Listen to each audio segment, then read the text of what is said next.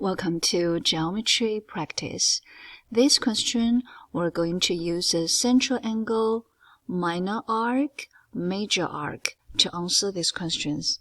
The first one asks us, what is measure of arc AB? You see two letters. You also go ahead and check, and you see arc AB is a minor arc.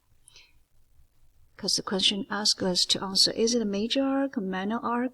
So we're going to answer this question first. It's a minor arc.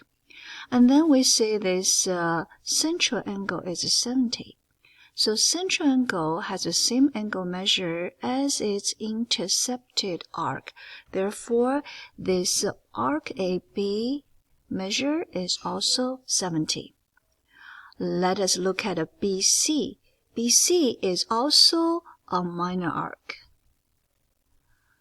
If we do not look at the diagram, we simply look at its name, two letters, we know it's a minor arc. But of course, it's always a great idea to go ahead and check, to take a look. That is a minor arc. Alright, let us look at arc BC. Because AC is the chord, AC is the diameter. It's a chord, and past the center of the circle is a diameter.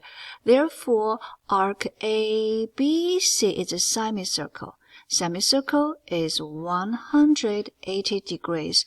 Therefore, we have 180 degrees minus 70 gives us arc BC. Arc BC is 180 minus 70, that is 110.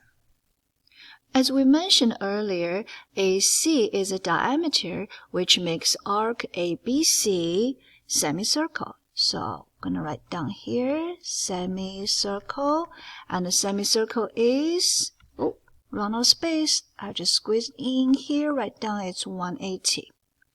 Alright, let us look at arc AE. Once again, two letters, arc AE, minor arc. Alright, BD is also a diameter, which means, let's look at this, which means arc BAD is a semicircle.